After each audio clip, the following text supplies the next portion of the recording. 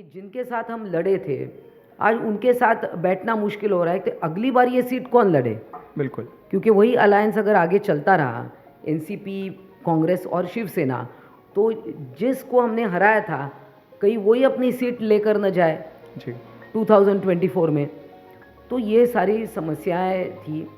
और माननीय एकनाथ जी शिंदे, इन्होंने जो बगावत की, तो पहले तो हमें समझ में नहीं आ रहा था कि ये क्या हो रहा है, कि ये शायद 2-4 महीने में इकट्ठे हो जाएंगे, उद्धव जी और एकनाथ शिंदे, शायद कुछ उनमें तह हो जाए, ठीक। मगर ऐसा कुछ हुआ नहीं। अब जो लोग सरकार में थे, जो मंत्री थे, मुख्यमंत्री थे महाविकास आघाड़ी में, तो वो तो सारी बातों को रोकने पर ही तुले हुए थे। तो जो मेमोरेंडम थे, उस वक्त ये हमने देखा, ये डावोस गए थे। जी। डावोस तब मुख्यमंत्री नहीं गए थे, उनके बेटे गए थे। और वो वहाँ पर निश्चित तौर से क्या करके आए, क्या उन्होंने वहाँ पर किया, बिल्कुल बचकाना है। इलेक्शन कमीशन ने काफ़ी बार जो हैकाथॉन? हैकाथॉन किया था, और बहुत सारे लोगों ये बात तो बहुत करते हैं, बातें बहुत करते हैं। अब आए दिन उनके प्रवक्ता सुबह उठकर 9:30 बजे जो चिल्लाते हैं मीडिया के सामने, उन्होंने कभी कोई चुनाव लड़ा नहीं।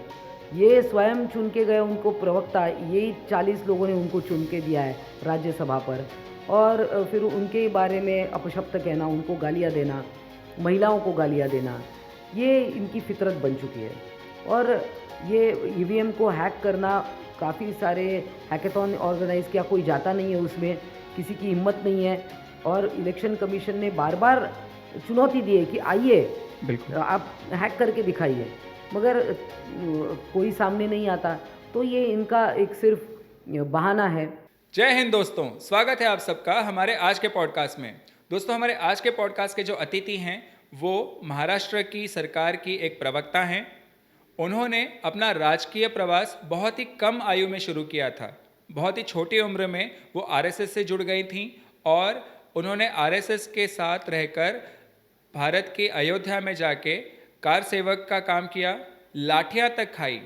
उसके बाद नेचुरल स्वरूप से वो बीजेपी में पदार्पण कर चुकी थी और बीजेपी में कई साल कार्यरत रहने के बाद फिर वो शिवसेना के साथ जुड़ गईं और हाल ही में उन्होंने एकनाथ शिंदे जी की सरकार में पदार्पण किया है।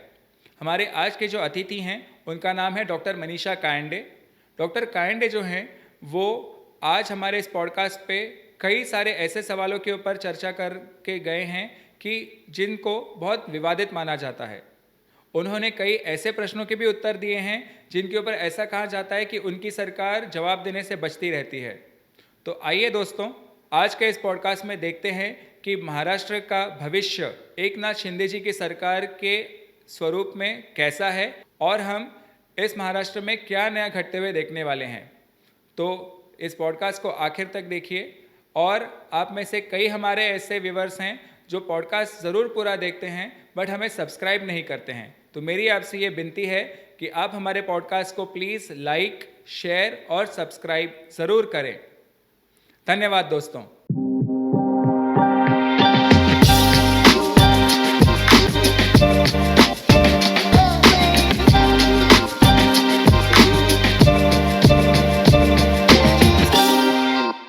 नमस्ते मैडम। नमस्ते। आप हमारे कार्यक्रम में इतने बिजी स्केड्यूल में से समय निकाल के आए, उसके लिए आपका बहुत बहुत धन्यवाद। और मुझे पता है कि हमारी जो जनता आज आपको देख रही है और सुन रही है वो आपको पहले से जानते हैं और आप किसी इंट्रोडक्शन के मोहताज नहीं हैं। सीधा अगर हम प्रश्नों की तरफ बढ़ें तो मैं आपसे पहले ये पूछना चाहता हूँ कि आप एक्टिव पॉलिटिक्स में आने से पहले आपने एक बहुत अच्छा समय आरएसएस में गुजारा था। आप कार सेवक भी रहे थे, उसके बाद आप एक असिस्टेंट प्रोफेसर भी थे और फिर आप बाद में एक्टिव पॉलिटिक्स में आए। तो ये सफ़र जब आरएसएस आपने ज्वाइन किया, उस समय के बारे में आप बताइए कि क्या मंशा थी जब आपने आरएसएस ज्वाइन किया? देखिए, ये मैंने कुछ बहुत सोचकर ऐसा कुछ नहीं किया। एक स्वाभाविक मेरा प्रवास रहा है। मेरे पिताजी डॉक्टर श्याम सुंदर कायंदे, ये एक ऑफ्थैल्मिक सर्जन रह चुके हैं। और मेरे ग्रैंडफादर भी वो भी डॉक्टर, और वो भरूच में एक लेप्रेसी हॉस्पिटल में वहाँ पर सुपरिंटेंडेंट थे। तो एक जो फैमिली से आया हुआ ये सब है, इट्स इन माय डीएनए कह सकते हैं। और मैं पिताजी के साथ वो जहाँ जहाँ पर आई कैंप्स में जाते थे, मेडिकल कैंप्स में जाते थे, काफ़ी सारे खेड़ों में जाते थे, देहातों में जाते थे, आदिवासी पाड़ाओं में जाते थे। तो हर रविवार उनका ये था, चाहे वो लायंस क्लब हो, रोटरी क्लब हो, वसई ब्लाइंड एसोसिएशन, एक हॉस्पिटल वसई में है, उनके माध्यम से। तो मुझे याद नहीं कि हमारे पिताजी कभी भी संडे उन्होंने हमारे साथ कोई पिक्चर देख के गुजारा हो, या गपशप की हो, या हमने कभी कार्ड्स खेले हो, या कैरम खेला हो, कभी वो भी किया है, ऐसा नहीं। मगर जैसे जैसे हम बड़े हुए और उनका भी करियर आगे एज ए डॉक्टर जा रहा था, तो उन्होंने पूरा समय अपना समर्पित किया था समाज सेवा को। और बाकी वो नेशनल इंटीग्रेटेड मेडिकल एसोसिएशन, उनके द्वारा भी काफ़ी सारे आई कैंप्स और मेडिकल कैंप्स पूरे भारत भर में, उत्तर प्रदेश, मध्य प्रदेश में भी वो जा चुके हैं। तो इस प्रकार का उनका एक लाइफस्टाइल था। और धीरे धीरे मैं उनके साथ जाने लगी। जैसे ही मेरी 12th स्टैंडर्ड हो गया, छुट्टियाँ रहती थी और संडे को भी तो छुट्टी रहती, तो मैं उनके साथ चली जाती थी। वहाँ पर जो लाइन लगी रहती पेशेंट्स की, तो उनकी हिस्ट्री लिखने के लिए स्वयं सेवकों की ज़रूरत थी। तो मैं पेशेंट की हिस्ट्री लिखती थी कि आपको क्या समस्या है, उनका नाम लिखना, उनकी उम्र लिखना, क्या आपको तकलीफ़ है, ये सब लिखना। और जांच के बाद जब उनको गोलियां देनी रहती है, जैसे B12 है, विटामिन ए है, तो ये सब गोलियों का जिस प्रकार डॉक्टर बताते थे, मैं गोलियों को रैप करके उनके पास देती थी। और पेशेंट को एक्सप्लेन भी करती थी कि किस प्रकार ये गोली लेनी है, कितने बजे लेनी है, दिन में कितनी बार लेनी है। तो इस सब में मुझे बहुत रुचि पैदा हुई और मुझे भी मज़ा आने लगा कि कुछ मैं कर रही हूँ। तो ये धीरे धीरे एक मेरा भी स्वभाव बन गया कि लोगों की मदद करना, लोगों के लिए दौड़ के जाना। तो ये स्वाभाविक ही मेरे डीएनए में आ गया। और फिर आरएसएस के भी बहुत सारे कैंप्स रहते थे। मेरे पिताजी स्वयं सेवक थे आरएसएस के, और वो 3 बार अयोध्या गए थे कार सेवा के लिए। मैं तब जाना चाहती थी, मगर मेरी एमएससी पार्ट 2 की एग्ज़ाम थी, तो उन्होंने कहा नहीं, पहली शिक्षा पूरी करो और उसके बाद ही ये सब करना है। मगर उसके बाद जब वो बाबरी ढांचा गिराया, तो मुरली मनोहर जोशी भारतीय जनता पार्टी के अध्यक्ष थे, और तब दिल्ली में एक फरवरी 93 में एक रैली थी। तो उस रैली में कुछ महिला स्वयंसेवकों के साथ मैं गई, और एक जगह फिर लाठी चार्ज होने लगा, और ये टीयर गैस शेल्स भी बर्स्ट किए पुलिसों ने हमको तितर बितर करने के लिए। और तब हम 3 महिला एक जगह ट्रैप हो गई, और एक दुकान के अंदर हम घुसे और शटर बंद हो गया, और टीयर गैस शेल्स की वजह से आंखों में पानी आने लगा, समझ में नहीं आ रहा कि हम कहाँ हैं, पूरी तरह से ट्रैप हो गए थे। मगर फिर बाद में पता नहीं किसी ने शटर खोला दुकान का, और हम फिर बाहर आ गए। फिर बाद में पुलिस लाठी चार्ज भी कर रही थी।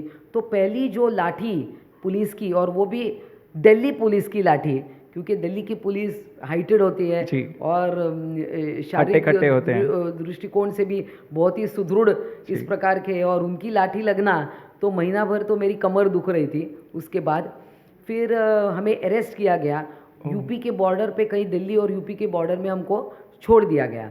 फिर वहाँ से हम लगभग 15 किलोमीटर चलकर एक जगह आए, फिर हमको खाना पानी वगैरह सब मिला, और बाद में मैं मुंबई आए।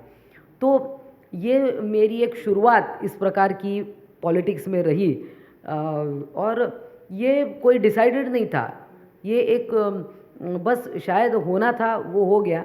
और फिर तो लोगों ने यहाँ पर आने का कह दिया कि अब एक कार्यकर्ता जब लाठी पड़ती है पुलिस की, तो तुम अब पक्की कार्यकर्ता हो गई हो। और अब स्वाभाविक फिर बाद में एक हल्दी कुमकुम हुआ महिलाओं के लिए, तो उसमें जयवंती बहन मेहता वगैरह इस प्रकार की जो जिनका बहुत बड़ा नाम था, तो वहाँ मुझे सूत्र संचलन का मौका मिला। और वही एक एंट्री रही कि मैं भारतीय जनता पार्टी में स्वाभाविक तरीके से आ गई। और फिर मुझे महिला आघाड़ी में तालुका प्रमुख, फिर जिला प्रमुख, और इस प्रकार से मेरा प्रवास आगे आगे बढ़ते गया। आपने अभी जो बताया आपका पूरा एक कहानी उस समय तक का जब आपने ज्वाइन किया, इसको अगर हम लोग ब्रेक डाउन करें तो मुझे इसमें से कुछ पहलुओं के ऊपर सवाल पूछते हैं। तो जैसे आपने बताया कि पहली बार जब लाठी पड़ी तो काफ़ी मतलब दुखद अनुभव रहा होगा, तो उसके बाद आपको कहीं ऐसा लगा कि नहीं, ये मैं नहीं करना चाहती हूँ और this is not for me, मतलब मैं कुछ अच्छा और अलग कर सकती हूँ, ऐसा कभी लगा? नहीं, मुझे तो क्योंकि लोगों ने इस बात का इतना इसको प्रेज़ किया और अप्रिशिएट किया, तो मुझे तो मज़ा आने लगा। अच्छा। और क्योंकि मेरी पढ़ाई भी ऑलमोस्ट ख़त्म हो चुकी थी, ठीक। पीएचडी करना बाकी था, ठीक। और भी 2-3 डिग्रीज जैसे बीएड कर लिया, डीएमएलटी भी मैंने किया, तो पढ़ाई तो मेरे साथ साथ चल ही रही थी। उस वक्त मैं फिर कॉलेज भी ज्वाइन कर चुकी थी एज असिस्टेंट टीचर, और थोड़ा मैं सेटल भी हो रही थी क्योंकि मैं पूरी तरह सेटल नहीं हुई थी प्रोफेशन में। तो प्रोफेशन तो करना ही था, टीचिंग तो करना ही था, क्योंकि मेरी पिताजी की बहुत इच्छा थी कि मैं टीचर ही बनूं, प्रोफेसर बनूं कॉलेज में। तो वो उनकी इच्छा थी, तो उसी अनुरूप मैंने भी उनके कहने पे, और फिर मुझे भी मैंने first aid teacher training course किया, जहाँ मैं हमको फ़र्स्ट एड के इंस्ट्रक्टर मैं बनना चाहती थी उस कोर्स के ज़रिए। तो तब मुझे लगा कि मैं अच्छी तरह पढ़ा भी सकती हूँ, I can become a good teacher. And तो वो इसलिए फिर मैंने वो प्रोफेशन चूज़ किया, और उसमें भी लोगों से संपर्क आता है, नवयुवकों से संपर्क आता है, और एक टीचिंग प्रोफेशन मुझे बहुत फिर पसंद आने लगा।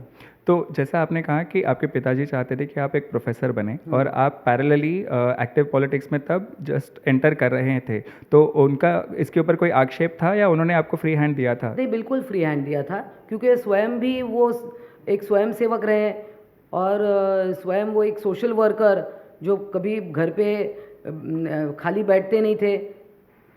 कई बार तो क्लिनिक बंद करके खेड़ों पाड़ों में जाते थे जी।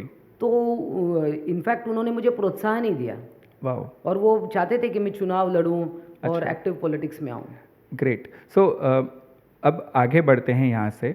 आपने बीजेपी ज्वाइन किया, उसके बाद आप अपने काफ़ी समय बीजेपी में गुजारा, और आपने 2014 if I have not mistaken 2012 okay 2012 में आपने बीजेपी से शिवसेना में पदार्पण किया।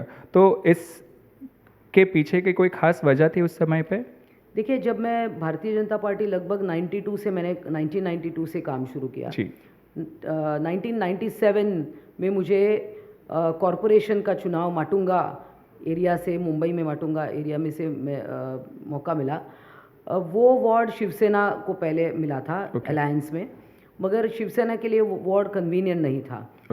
फिर वो एक्सचेंज किया गया और बीजेपी को मिला। मैं उस वार्ड नंबर 41 में नहीं रहती थी। मगर वहाँ कोई योग्य उम्मीदवार नहीं मिला, क्योंकि भारतीय जनता पार्टी उस वक्त एक स्ट्रगलिंग पार्टी थी, कोई एस्टैब्लिश्ड पार्टी नहीं थी मुंबई महाराष्ट्र में। महाराष्ट्र में भी और मुंबई में भी, क्योंकि शिवसेना का वर्चस्व था। और मैं जिस एरिया में, वडाला में रहती हूँ, वो शिवसेना डोमिनेटेड एरिया है। तो बीजेपी में रहते हुए मुझे शिवसेना से वहाँ कभी मौका नहीं मिला। तो 97 में मैं लगभग 250 वोट से मेरी हार हुई। फिर मुझे काफ़ी समय कुछ मौका नहीं मिला। फिर 2009 में मुझे मौका मिला सायन कोलीवाड़ा विधानसभा से। उस वक्त भी मैं सेकंड पोजीशन पे थी, और उस वक्त एमएनएस की वेव थी, महाराष्ट्र नवनिर्माण सेना। अचानक से ये पार्टी उभरी, और आपको पता होगा कि उनको लोकसभा में अच्छा यश मिला। सीटें नहीं आई, मगर 1 लाख वोट्स हर कॉन्स्टिट्यूंसी से उनको काफ़ी सारे वोट्स मिले, और 2009 में लगभग 13 उनके एमएलएज चुन के आ गए। तो वहाँ एक एमएनएस का कैंडिडेट था, तो उसने मेरे काफ़ी सारे मराठी वोट काटे। और मैं सेकंड नंबर पर पहुँची। तो ये था, क्योंकि पब्लिक में से चुन के आना ये एक हर पॉलिटिशियन की एक इच्छा और मंशा रहती है, क्योंकि उसका ग्लैमर भी होता है, अलग होता है, आप डायरेक्टली लोगों से जुड़ जाते हो। तो ये एक था, और मैंने काफ़ी मेहनत भी की थी। तब मैं जिला प्रमुख थी भारतीय जनता पार्टी में। मैं फर्स्ट महिला थी जो पेरेंट बॉडी की अध्यक्ष रही थी, जिला प्रमुख। वाओ। सो वो एक उपलब्धि थी, और वो भी मतलब थर्ड लिस्ट में मेरा नाम आया, मुझे रुकना पड़ा। ओके तो लगभग 20 दिन थे प्रचार के लिए, और एमएनएस की वेव, ये दोनों फैक्टर्स मेरे खिलाफ हुए। और फिर 2009 था। फिर बाद में मुझे बीजेपी के कई सीनियर लीडर्स ने कहा कि आप टीचर्स के जो इलेक्शन है वो लड़ो, टीचर्स कॉन्स्टिट्यूंसी। मैंने 2012 में था, सो 9 to 12 फिर मैंने 2 साल उस डायरेक्शन में काम किया कि ठीक है, शायद मैं हाईली एजुकेटेड हूँ तो शायद टीचर्स मुझे वोट करेंगे, बीइंग अ टीचर। मगर ये कुछ वो उस प्रकार का हुआ नहीं। क्योंकि टीचर्स कॉन्स्टिट्यूंसी में मुझे लगा कि मैं टीचर्स की समस्या हाउस में I will be a right person correct to represent the teachers, being a teacher myself. But probably my electorate, जो मतदाता है, वो नहीं चाहते थे कि एक टीचर चुन के जाए। अच्छा ये एक खेद मैं यहाँ पर व्यक्त करना चाहती हूँ ओके कि टीचर्स ही टीचर्स को नहीं चुनते हैं, वो बिल्कुल किसी और को चुनते हैं। तो 2012 में फिर मुझे मेरे लिए कोई एक योग्य मतदार संघ नहीं था। अच्छा तो फिर मुझे लगा कि मुझे फिर एमएलसी के लिए अगर मौका देती है बीजेपी, तो उस वक्त ऐसी सिचुएशन हुई कि महिलाओं को भारतीय जनता पार्टी उत्सुक नहीं थी कि एमएलसी ऑफर करे। ओके तो इसी कारणवश, और मैं रहती थी शिवसेना डोमिनेटेड एरिया में, बिल्कुल। और मैं बीजेपी में काम कर रही थी, तो वो भी मेरे against, it was against my career as जी तो फिर somebody introduced me to honourable Uddhav ji. जी और फिर उद्धव जी से बातचीत होने के बाद उन्होंने कहा कि आप ज्वाइन हो जाइए, देखते हैं आगे क्या होगा। ओके और फिर 2014 में मैं वहाँ पर प्रवक्ता बनी। 2012 में मैंने ज्वाइन किया, 2014 उन्होंने मुझे प्रवक्ता किया। फिर बाद में 2018 I was offered MLC okay seat, तो 18 में मैं एमएलसी बनी शिवसेना की ओर से। Okay that's huge way that you have come madam. Yes. जी तो अभी मुझको ये पूछना है कि जब आप बीजेपी से पदार्पण करके शिवसेना में आए, अनडिवाइडेड शिवसेना उस समय की मैं कहना चाहूँगा, तो इन दोनों पार्टीज़ का जो ब्रेनस्टॉर्मिंग्स होता है या जो स्ट्रैटेजी होता है, इसमें आपको बहुत ज़्यादा कुछ फ़र्क दिखाई दिया ऐसा? देखिए, बेसिकली दोनों स्ट्रॉन्ग हिंदुत्ववादी आइडियोलॉजी से हैं। दोनों, बाला साहब ठाकरे का जो था राम मंदिर बनना चाहिए, जी आर्टिकल 370 जम्मू कश्मीर में से हटना चाहिए, ट्रिपल तलाक हटना चाहिए, तो ये सारे जो मुद्दे थे, यूनिफॉर्म सिविल कोड, बिल्कुल। ये 3 मुद्दे बीजेपी के जो एक घोषणापत्र। घोषणा पत्र में हमेशा रहता था, जी। वही शिवसेना में था। और बीजेपी शिवसेना बहुत ही घुल मिल गई थी आपस बिल्कुल। में। उस वक्त Shiv Sena was a more dominating party, और वंदनीय बाला साहब ठाकरे को तो सारे मानते थे, और he was the main remote of the government that time, जो युति शासन था। तो मेरे लिए वो कोई माँ के घर से मौसी के घर में रहने जाओ, इस प्रकार का वो माहौल था। अच्छा तो वहाँ पर फिर मैं घुल मिल गई शिवसेना में। और मैं दूसरी एक बात बता दूं कि मैं शिवसेना डोमिनेटेड एरिया में रहती थी, तो 1992 से जो एमपी और एमएलए वडाला या इस मध्य दक्षिण से चुनते थे लोग, तो वो सारे शिवसेना के ही थे। ओके तो मैं काम तो शिवसेना के कैंडिडेट के लिए करती थी, ओके क्योंकि इलेक्शन में हम साथ साथ काम करते जी थे। हाँ। तो अगर मैं पदाधिकारी बीजेपी की थी, मगर जिस कैंडिडेट के लिए मैं काम करती थी वो शिवसेना के रहते थे। ओके तो शिवसेना के लोगों से मैं बहुत पहले से अच्छी तरह जान पहचान मेरी थी। ओके सिर्फ मैं उस पार्टी से इस पार्टी में आ गई। ओके तो उसके बाद आपने I guess last year around June, if I have not mistaken, last आपने उद्धव जी की पार्टी से पदार्पण करके आप एकनाथ सर जी की पार्टी में आ गए। Yes. तो उसके पीछे की आप वजह डिस्क्लोज कर सकते हैं? देखिए, ऐसा हुआ कि माननीय उद्धव जी जो है वो पार्टी के प्रमुख थे, और ये सब जो हुआ जब एक्चुअली 2019 के इलेक्शन में बीजेपी शिवसेना इकट्ठे लड़ी, जी हम लोगों ने मैंडेट हमको दोनों को इकट्ठे दिया, और हम मोदी जी और बाला साहब ठाकरे, इनके दोनों के ये हमारे जो आइकॉनिक लीडर्स, तो उनके नाम पे ये इलेक्शन लड़ा गया साथ साथ में। और लोगों ने मैंडेट दिया 2019 में कि ये दोनों पार्टी महाराष्ट्र में रूल करेंगे, जैसे केंद्र में कर रही है एनडीए। के ज़रिए। तो ये जब माननीय उद्धव जी ने ये डिसीजन लिया कि उनको बीजेपी का साथ छोड़कर एनसीपी और कांग्रेस का साथ देना है, तो डाउन द पार्टी लाइन एक सामान्य कार्यकर्ता और काफ़ी बड़े लीडर्स को ये पसंद भी नहीं आया था। मगर एक जब पार्टी चीफ का डिसीजन है तो हम उसको मान्य करते हैं एज अ केडर कि नहीं, हमको आदेश का पालन करना है। मगर जैसे जैसे ये सरकार बनी महाविकास आघाड़ी की, तो जो पार्टी के अंदर जो एक डिसग्रंटलमेंट था वो बढ़ता गया और अस्वस्थता हो गई बड़े लीडर्स में, छोटे लोगों में भी, छोटे कार्यकर्ताओं में भी, क्योंकि जिनके साथ हम लड़े थे आज उनके साथ बैठना मुश्किल हो रहा है कि अगली बार ये सीट कौन लड़े। बिल्कुल, क्योंकि वही अलायंस अगर आगे चलता रहा, एनसीपी, कांग्रेस और शिवसेना, तो जिसको हमने हराया था कहीं वही अपनी सीट लेकर न जाए जी 2024 में। तो ये सारी समस्याएं थी और माननीय एकनाथ जी शिंदे इन्होंने जो बगावत की, तो पहले तो हमें समझ में नहीं आ रहा था कि ये क्या हो रहा है, कि ये शायद 2-4 महीने में इकट्ठे हो जाएंगे उद्धव जी और एकनाथ शिंदे, शायद कुछ उनमें तह हो जाए, मगर ऐसा कुछ हुआ नहीं। और लगभग मुझे काफ़ी पहले से बुला रहे थे कि आप आइए यहाँ पर काम कीजिए। शुरू में मुझे थोड़ा, मेरे लिए मुश्किल था, अगर प्रामाणिकता से बताऊँ तो, कि मेरे लिए मुश्किल था। मगर जैसे जैसे फिर कुछ मुद्दों पे शिवसेना यूबीटी के पास अनेक प्रश्नों के उत्तर नहीं थे। जैसे स्वतंत्र वीर सावरकर को जब उनको माफ़ीवीर राहुल गांधी कहते हैं, तो हमारे पास कोई डिफेंस नहीं है।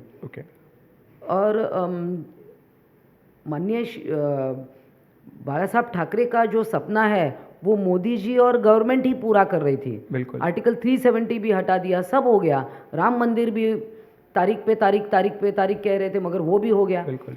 तो बीजेपी से दूर जाने का कोई विषय नहीं था। तो फिर धीरे धीरे मैं भी वहाँ अस्वस्थ होने लगी, जिस प्रकार से पार्टी की एक दिशाहीन हो रही थी पार्टी उद्धव ठाकरे इनके नेतृत्व में।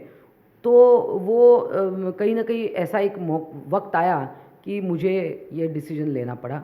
और माननीय एकनाथ जी शिंदे के साथ जो कोई मीटिंग्स हुई, तो उनका भी माइंडसेट पूरा मैंने समझ लिया कि उनका माइंडसेट क्या है, क्यों उन्होंने इस प्रकार का डिसीजन लिया। इतना बड़ा डिसीजन, जो 40 MLAs, 10 इंडिपेंडेंट्स और 13 MPs उनको ज्वाइन हुए, और फिर काफ़ी सारे थाने, पालघर, नवी मुंबई के सारे नगर सेवक भी उनको ज्वाइन हुए। मुंबई के भी लगभग 45 के ऊपर नगर सेवक, लगभग 50 नगर सेवक उनको ज्वाइन हुए।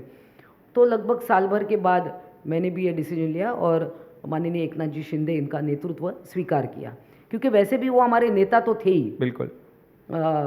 मगर एक ऑफिशियली जो फिर इलेक्शन कमीशन ने भी ऑफिशियली उनको बो एंड एरो, जो धनुष्य बाण सिंबल दिया पार्टी का नाम, तो और टेक्निकली तो हम शिवसेना में ही है।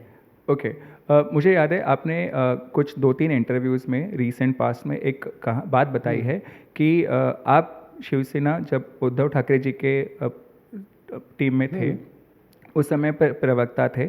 आपके वहाँ से इस एकनाथ जी के पार्टी में आने के बाद वहाँ पे दूसरे एक प्रवक्ता आ गए हैं, जो उस समय पार्टी में थे जब आप भी थे, बट आप और उनके बीच में कुछ मतभेद होते थे विचारों को लेके। तो क्या आप उसके ऊपर कुछ व्यक्त करना चाहेंगे? बिल्कुल, अच्छा सवाल किया है, क्योंकि आपके माध्यम से शायद फिर एक बार जो मेरे विचार है। देखिए, शिवसेना का जो असली DNA है वो हिंदुत्व है। बिल्कुल। और हम प्रभु रामचंद्र में और हमारे सारे देवी देवताओं में दृढ़ विश्वास रखने वाले हैं।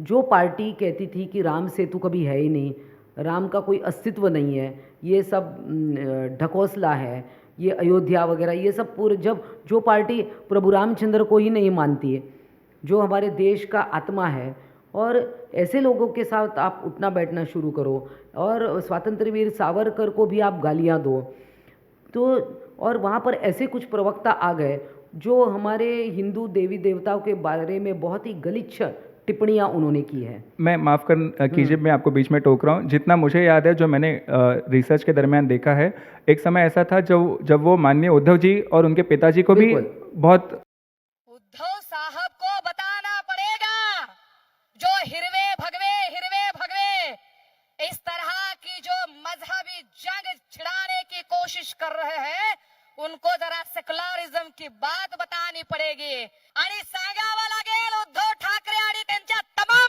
प्याद्यांना की साहेब, मी महाराष्ट्राचा आणि महाराष्ट्र माझा म्हणणं सोडून द्या.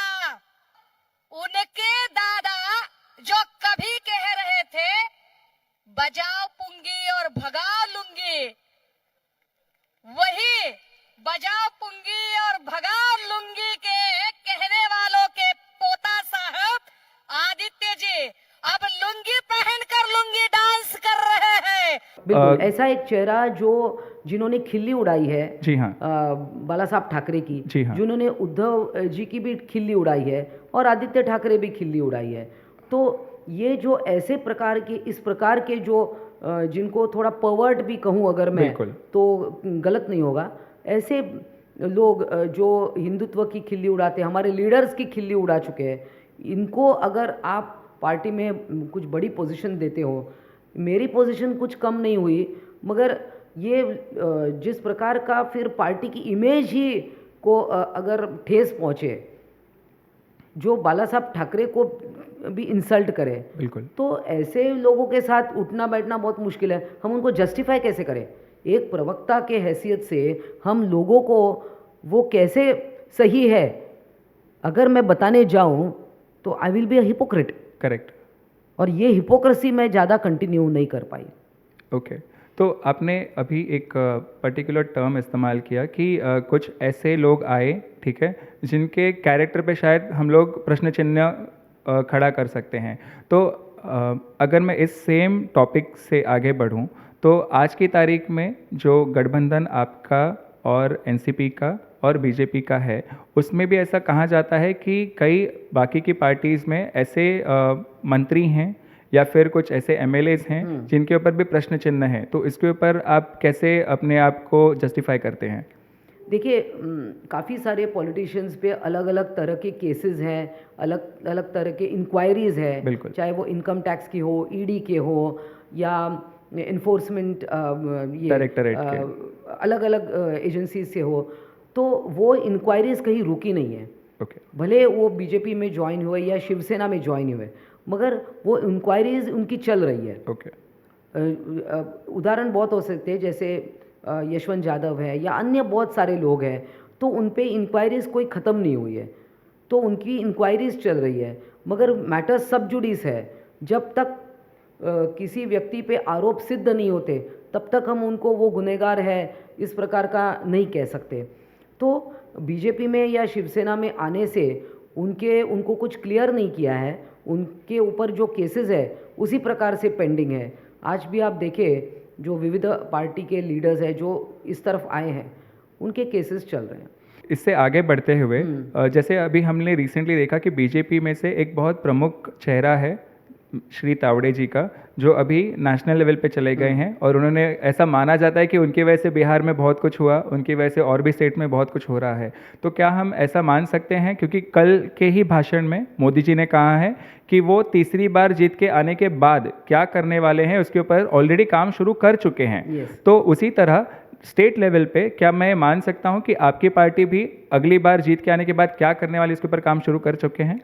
निश्चित है। देखिए, माननीय एकनाथ शिंदे जी एक विजनरी लीडर हैं, और 2024 का जो असेंबली इलेक्शन होगा, तो निश्चित है कि आगे क्या प्रोजेक्ट्स करने हैं, महाराष्ट्र के लिए क्या क्या करना है। देखिए, कम्प्लीटली ये 2 साल में महाराष्ट्र की जो प्रगति थी वो काफ़ी रुकी हुई थी जी, उसकी 2 कारण है। एक तो कोरोना भी था, और जो मुख्यमंत्री थे उनका जो माइंडसेट था, उनका जो स्टाइल ऑफ फंक्शनिंग था, उसकी वजह से, और ईगो प्रॉब्लम्स भी थे, तो उसकी वजह से काफ़ी सारे इंफ्रास्ट्रक्चर प्रोजेक्ट्स रुके हुए थे, जिनको पूरी तरह से फास्ट ट्रैक पे डाल दिया गया। जी, तो वो प्रोजेक्ट्स भी अब कंप्लीशन में हैं, और निश्चित है महाराष्ट्र को जिस प्रकार हम कह सकते हैं कि माननीय मोदी जी के नेतृत्व में जो बिलो पॉवर्टी लगभग 25,000 करोड़ लोग अबव बिलो पॉवर्टी से ऊपर उड़ गए हैं, गरीबी की रेखा से ऊपर उठ गए हैं। ऐसे काफ़ी सारे विचार महाराष्ट्र की जनता के लिए है, चाहे वो किसानों के लिए। अभी देखिए कि महिलाओं के लिए एक सिंपल बात थी कि एसटी के जो टिकट में 50% डिस्काउंट दिया गया। इससे देखिए कि एसटी में जो घाटे में चल रही थी वो अब कहीं ना कहीं उसका बैलेंस शीट देखे तो प्रॉमिसिंग हो गया है। बिल्कुल। तो ये कभी किसी ने सोचा नहीं जो एकनाथ शिंदे ने सोचा। ओके। महिलाओं के लिए, लड़कियों के लिए मुफ्त में शिक्षा हो, रेशनिंग के जो आनंदाचा शिधा हो, ऐसे बहुत सारी बातें की कि जो महिलाओं के फेवर में है। तो कह सकते हैं कि जेंडर बजट को एम्फसाइज किया गया है। तो ये निश्चित है कि माननीय एकनाथ जी शिंदे फिर से मुख्यमंत्री बनेंगे और महाराष्ट्र को और भी आगे लेके जाएंगे। क्या हम ऐसा मान सकते हैं कि आपकी पार्टी से भी सेंटर में 2024 के इलेक्शन के बाद कुछ चेहरे जाने वाले हैं उस तरफ? बिल्कुल। जो अभी एमपी फिर से चुन के आएंगे, जो सेकंड टाइम थर्ड टाइम है, वो मिनिस्ट्री में जा सकते हैं, और भी कुछ लोग राज्यसभा में जा सकते हैं। मिलिंद देवरा ऑलरेडी राज्यसभा में जा चुके हैं, जो एक सीट खाली हुई। तो डेफिनेटली, और आप देखिए कि माननीय एकनाथ जी शिंदे पार्टी को सिर्फ महाराष्ट्र तक सीमित नहीं रखना चाहते। जो सारे स्टेट प्रेसिडेंट्स थे इकट्ठे शिवसेना में, उनमें से काफ़ी लोगों ने उद्धव ठाकरे से कभी मिले भी नहीं थे।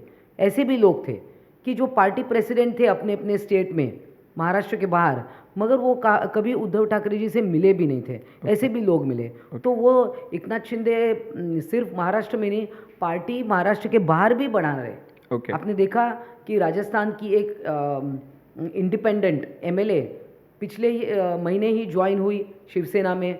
ऐसे अलग अलग राज्यों के लोग भी आएंगे, ऑलरेडी आ चुके हैं और आएंगे भी।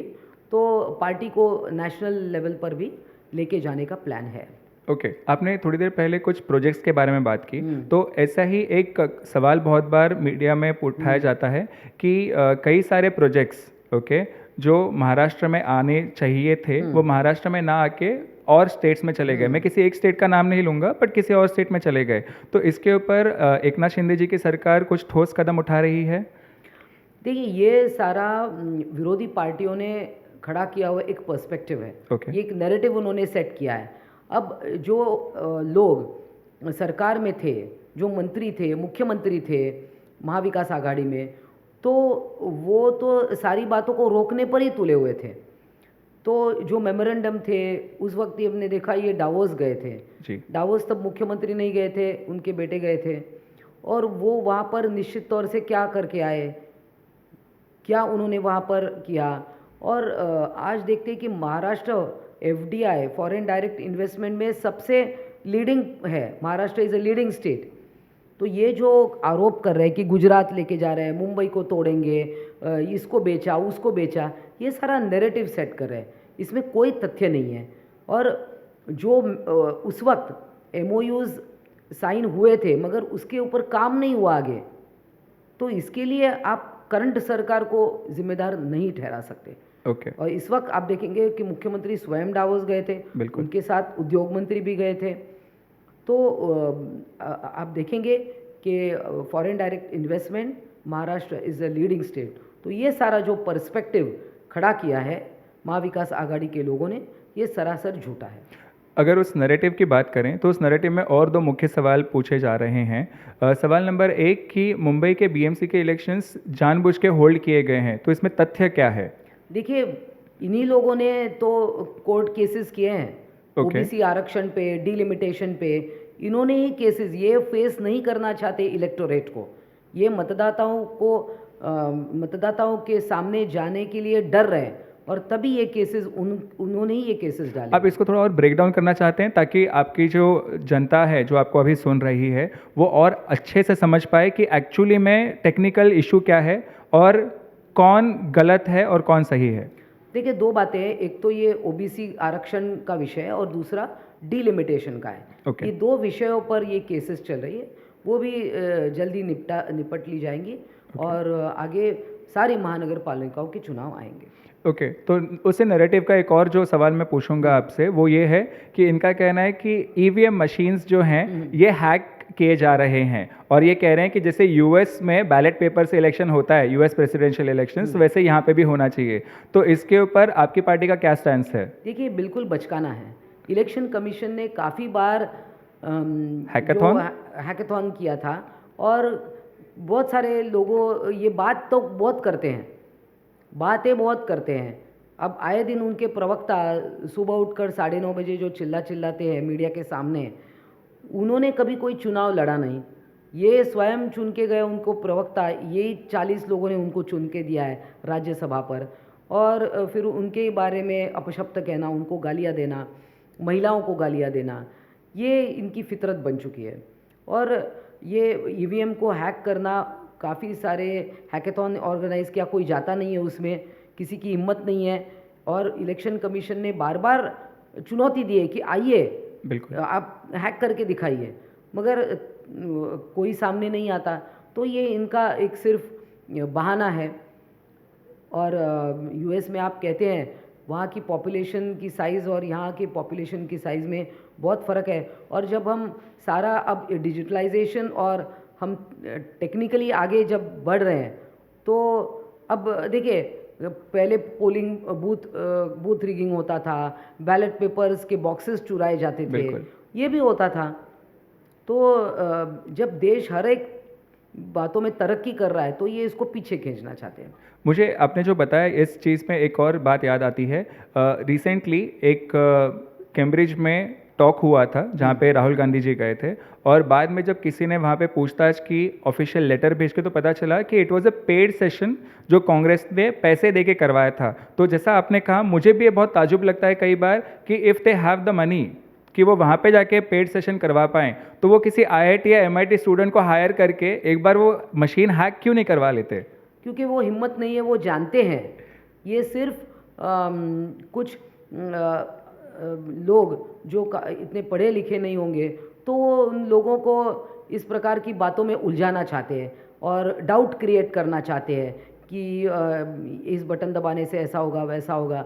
तो और ख़ास करके राहुल गांधी विदेशों में जाते हैं, उनके कुछ लोग हैं वहाँ पर, वो एक प्रकार के पेड सेशन करते हैं, अपने देश को वहाँ जाकर गालियाँ दो, अपने देश को नीचा दिखाओ, ये सब देखिए। मगर कितना भी उन्होंने प्रयास कर लिया हो, आज मोदी जी के सामने झुक रहे लोग, बिल्कुल आपने देखा कि हिंदुस्तानी पद्धत से उनके पैर भी छू रहे हैं।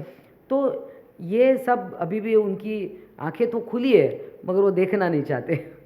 ओके, इसी तरीके से अभी कुछ दिन पहले महाराष्ट्र की एक और कद्दावर नेता जो हैं माननीय राज साहेब ठाकरे, वो भी गए और वो अमित शाह जी से मुलाकात करके आए। तो आपने अभी थोड़ी देर पहले कहा था कि 2024 का जो लोकसभा का इलेक्शन है, शायद उसमें आप सारे एक साथ आएंगे, बट क्या ये आगे कंटिन्यू होकर 2024 के महाराष्ट्र इलेक्शन में भी देखने को मिलेगा? देखिए, एमएनएस से बातें भारतीय जनता पार्टी के लीडर से हुई है, ये हमने देखा, मगर अब तक एमएनएस के लीडर उसके ऊपर उन्होंने कोई वक्तव्य नहीं किया है। और उनकी क्या इच्छा है, पॉलिटिकल क्या डिमांड्स है, वो भी कोई ऑफिशियली उनके मुंह से नहीं आया है। तो इस पर फ़िलहाल ज़्यादा कुछ हम इलेबोरेट मैं नहीं कर सकती हूँ। और जब तक वो ऑफिशियली ज्वाइन नहीं होते एनडीए अलायंस में, तब तक हम इस पर बात करना भी फिजूल होगा, क्योंकि 2 हफ्ते पहले ये काफ़ी गर्म चर्चा थी, मगर हम पिछले 2 हफ्ते से एक डेढ़ हफ्ते से उस पर कोई बातचीत नहीं है और ना ही उनकी तरफ से कोई प्रपोज़ल ऑफिशियली दिख रहा है। और ठीक है, राज ठाकरे एक करिश्मेटिक लीडर है और उनका वक्तृत्व है, देखते हैं आगे आगे क्या होगा। क्योंकि एनडीए अलायंस ऐसा है कि जो देश की प्रगति में आना चाहता है, देखिए अब लोगों ने बहुत कोशिश कर ली मोदी जी को हराने के लिए, मगर अब जो बड़े बड़े स्टॉलवर्ड्स जैसे अशोक चौहान भी बीजेपी में आ चुके हैं, काफ़ी सारे लोग शिवसेना में आ रहे हैं, तो उन्होंने ये एक प्रकार से मान्य कर लिया है कि देश में मोदी जी के सिवा कोई ऑप्शन नहीं है। राहुल गांधी और जो इंडिया आघाड़ी है, उनके पास कोई एक चेहरा नहीं है, उनमें आपस में भी सीट शेयरिंग का कोई फॉर्मूला भी नहीं उभरा है। अपने अपने सीट डिक्लेयर करके वो कैंपेनिंग में उन्होंने शुरुआत भी कर दी है लोकसभा की। आपने राहुल गांधी जी का जो उदाहरण बताया, तो उससे मुझे एक अभी 2 दिन पहले एक घटना हुई है कि सदर्न इंडिया के एक प्रोमिनेंट कांग्रेस लीडर्स हैं, मैं उनका नाम नहीं लेना चाहूँगा, उन्होंने ऐसा कहा है कि महिलाओं को सिर्फ चूल्हे तक ही सीमित रहना चाहिए। तो ऐसे लोगों को, ठीक है, जो देश की महिलाओं को, मैं क्यों पूछ रहा हूँ, क्योंकि मोदी जी ने नारी शक्ति के बारे में एक बहुत ठोस कदम उठाया है और आगे वो उस चीज़ को लेके जा रहे हैं। But at the same time opposition party में ऐसे भी लोग हैं जो सीधा ये कह रहे हैं कि महिलाओं को सिर्फ चूल्हे तक सीमित रहना चाहिए। तो आप आज ऐसे लोगों को, ऐसी मानसिकता वाले लोगों को क्या उत्तर देना चाहेंगे? देखिए, कांग्रेस का अगर इतिहास आप देखें तो ये दिखाती तो है कि हम बहुत प्रगतिशील है, मगर जब अंदर झांक के देखें तो इन्होंने महिलाओं को अपमानित किया है। जैसे शाहबानो मैटर में बहुत साल पहले जब उसको एलिमनी रिफ्यूज़ की गई तलाक के बाद, ट्रिपल तलाक जी, के बाहर मुस्लिम महिलाओं को आज मोदी जी ने और सब ने मिलकर निकाला है पार्लियामेंट के दोनों हाउसेस में, बिल्कुल। जिसमें शिवसेना भी साथ दिया है। तो दूसरी बात, महिलाओं के लिए जो स्कीम्स, और हाल ही का एक रीसेंट एग्जाम्पल आप देखें तो जो सुप्रिया श्रीनेत, श्रीनेत जो कांग्रेस की प्रवक्ता है, उन्होंने कंगना रनावत, एक ठीक है कलाकार है, उनके अलग अलग फ़ोटोज़ होंगे उनके प्रोफेशनली जो कुछ भी है, मगर एक महिलाओं को उसका रेट पूछना, भाव पूछना, मंडी लोकसभा कॉन्स्टिट्यूंसी वो लड़ रही है, तो ये उनकी जो एक संकुचित और गिरी हुई मानसिकता का प्रदर्शन है। ओके, एक और बहुत महत्वपूर्ण सवाल के ऊपर आते हैं।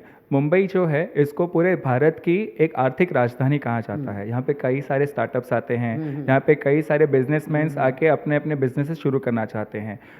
कई बार ऐसा होता है कि इनके जो मोस्ट लाइकेबल कस्टमर सेट होता है, वो कस्टमर बेस वेस्टर्न कंट्रीज़ में होता है, खास करके यूएस में होता है। मैं इस सवाल पे क्यों आया हूँ, क्योंकि यूएस ने अपना जो वीज़ा का देने का प्रावधान था वो अभी बढ़ा के 1.5 साल कर दिया है। पहले वो कम हुआ करता था। जो जिस पॉइंट ऑफ व्यू से मैं देख पा रहा हूँ, इससे कई सारा एम्प्लॉयमेंट लॉस हो रहा है, कई सारा बिजनेस लॉस भी हो रहा है। तो आपकी टीम, मतलब आपकी सरकार सेंटर के साथ इस चीज़ के ऊपर कैसे काम कर रही है? देखिए, हमारे जो मेंबर ऑफ द पार्लियामेंट चुन के जाएंगे, हमारे जो पार्टी लीडर्स हैं, वो निश्चित रूप से केंद्र सरकार, भारत सरकार से ये मुद्दा उठाएंगे, क्योंकि जो लोग वहाँ जाना चाहते हैं या कुछ नॉलेज शेयरिंग करना चाहते हैं, तो उनके लिए ये एक विपदा हो सकती है, एक हर्डल हो सकता है। तो इस बारे में केंद्र सरकार से निश्चित ही हमारे जो लोक प्रतिनिधि चुन कर जाएंगे, इसके बारे में पार्लियामेंट में आवाज़ भी उठाएंगे और उस पर कोई ठोस कदम केंद्र सरकार उठाए, इस प्रकार के सरकार को भी मजबूर कर सकते हैं। ओके, तो आज आप इलेक्शन के पड़ाव पे खड़े हैं।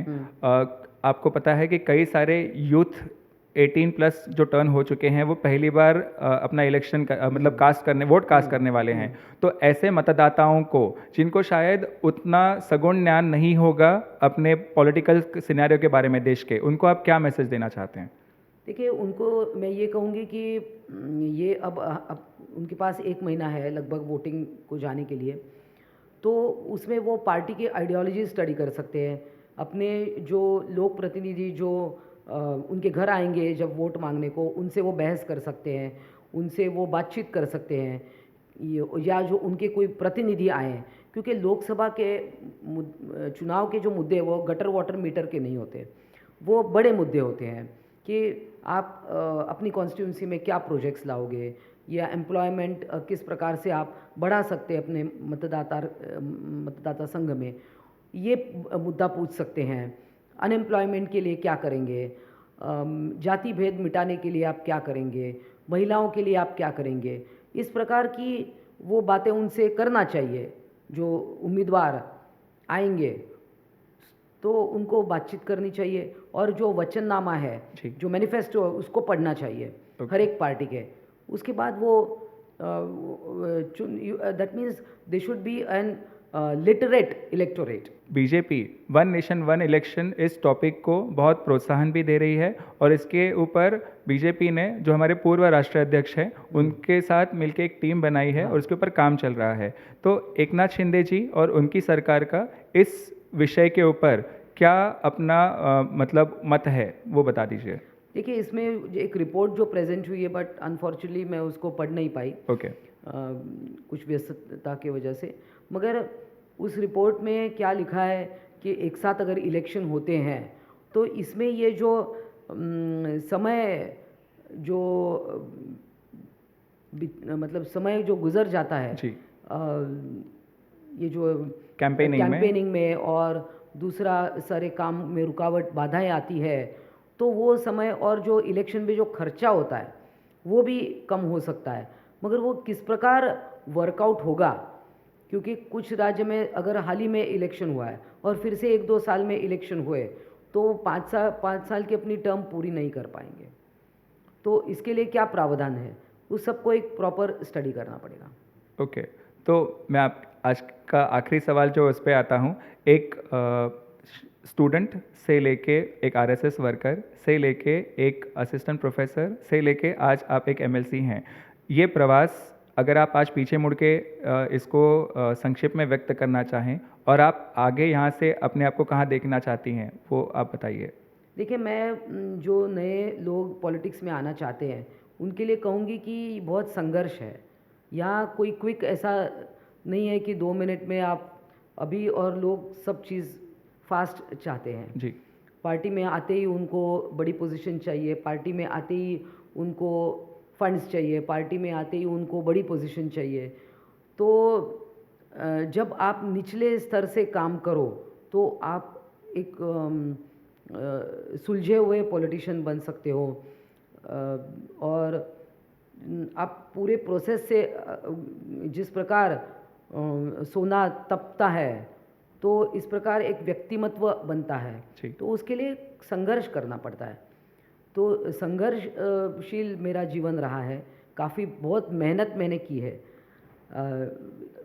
मेरी मेहनत के हिसाब से मुझे काफ़ी लेट ही ये सब मिला है। मेरे हिसाब से पहले मिलना चाहिए था, मगर ठीक है, देर ही सही, मगर कम से कम मैं एक मुकाम तक पहुंच गई। आगे भी जो पार्टी का आदेश होगा, पार्टी जो जिम्मेदारी मुझ पर सौंपेगी, मैं उस प्रकार काम करूंगी। तो निश्चित है और आगे बढ़ना चाहती हूँ। तो आप एक खुद शिक्षिका रह चुके हैं, तो क्या हम ये मान सकते हैं कि हो सकता है अगले 5 साल बाद हम आपको एजुकेशन मिनिस्टर के हैसियत से कहीं काम करते हुए स्टेट लेवल पे या नेशनल लेवल पे देख पाएंगे? देखिए, जैसे मैंने एक खंत व्यक्त की है, खेद व्यक्त किया है कि जब मैं टीचर्स चुनाव में खड़ी थी तो टीचर्स ही नहीं चाहते कि एक टीचर असेंबली में जाए। ओके।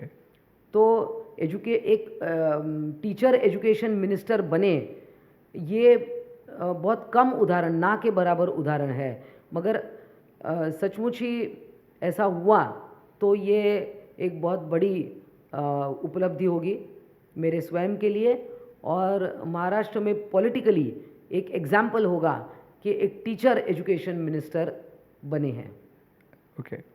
सो मैडम, आप हमारे कार्यक्रम में आए उसके लिए आपका बहुत बहुत धन्यवाद। और मैं आपसे विनती करूंगा कि आप 2024 का ये इलेक्शन हो जाने के बाद फिर अगर समय निकाल के आप आएँ तो ये हमारे लिए बहुत एक इम्पॉर्टेंट बात होगी।